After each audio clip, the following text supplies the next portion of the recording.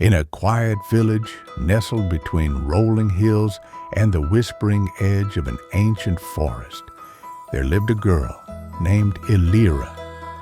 She was unlike the others, not louder nor wilder, but softer in her curiosity.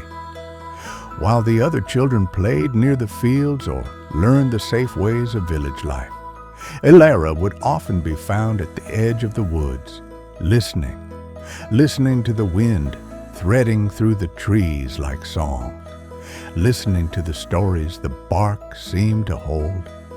She felt, even without words, that something waited for her deeper within. The villagers did not encourage such things. They spoke in hushed voices of the mirror tree, an ancient presence said to live at the heart of the forest. It was tall, impossibly tall, with a trunk of silvery bark that shimmered like moonlight on still water.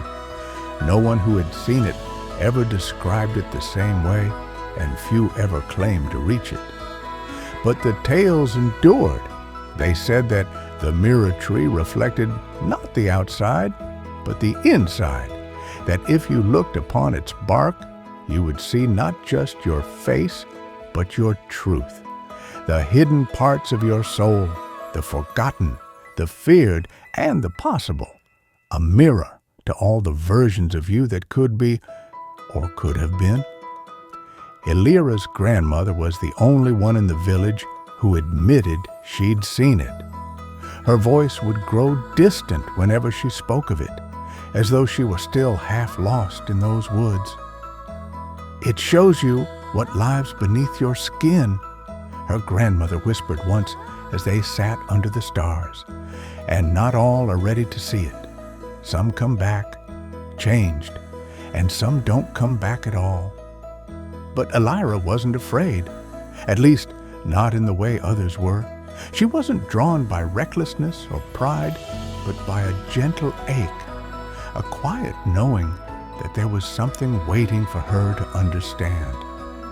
So one morning, before the village stirred and the sun had yet to break fully over the hills, Elvira slipped from her bed, wrapped herself in her green wool cloak, and stepped into the forest.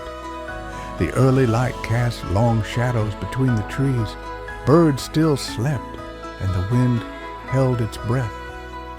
The deeper she walked, the older the forest seemed. Trees leaned in close, roots curled like fingers, moss blanketed the ground like ancient velvet. She walked for hours, deeper than she'd ever dared.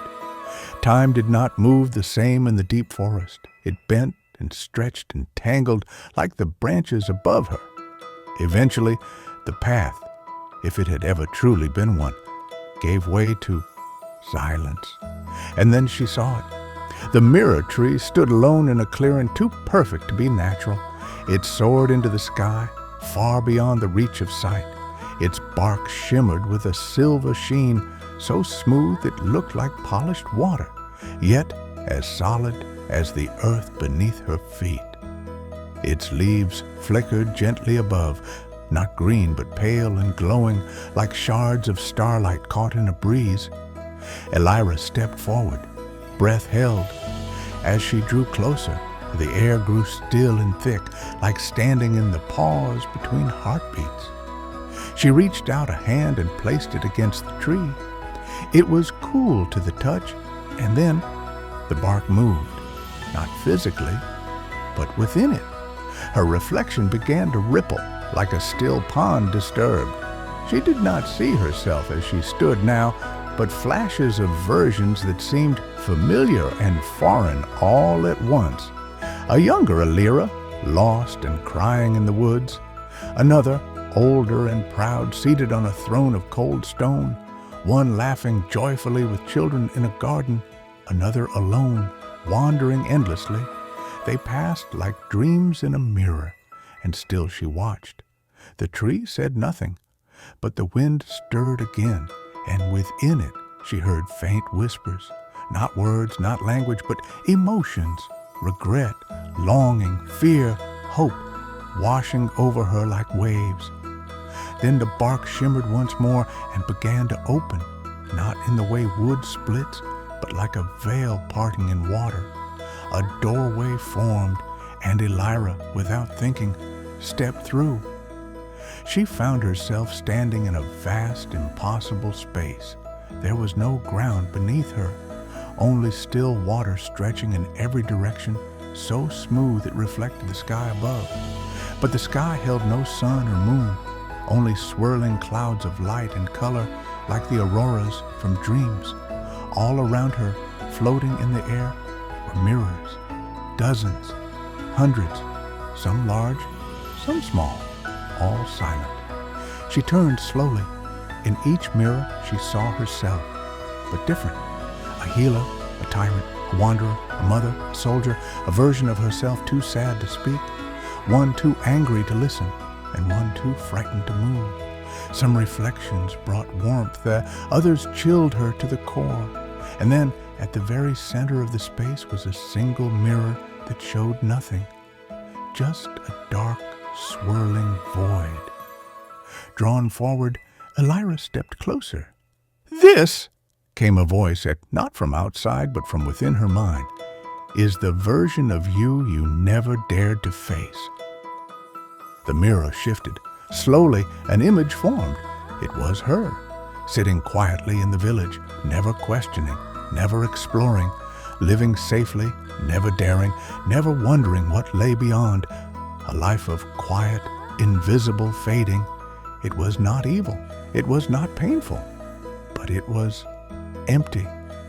And somehow that frightened her more than all the other mirrors combined.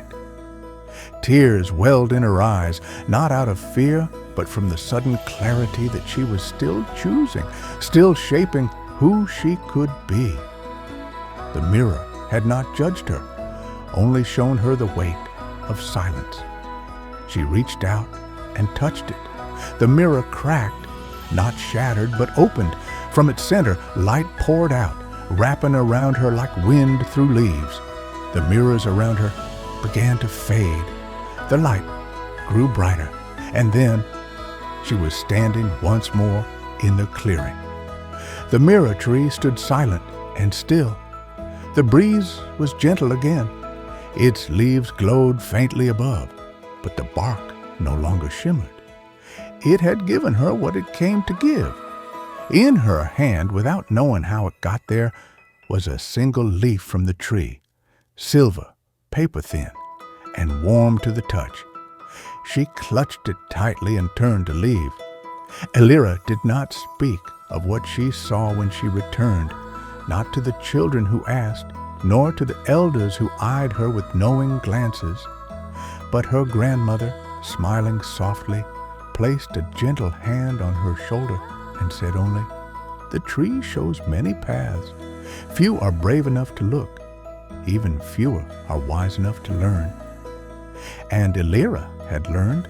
She did not become a queen, nor a wanderer, nor any of the faces in the mirrors. But she remembered them. She became a weaver of stories, a listener, a guide. She helped others seek their own mirrors, not in the forest, but within their choices. The leaf she kept by her bedside until the day it turned to dust and vanished on a quiet breeze. But the lesson remained, and deep in the forest, the mirror tree still waits, still stands, for those who are ready to see themselves not as they are, but as they might be.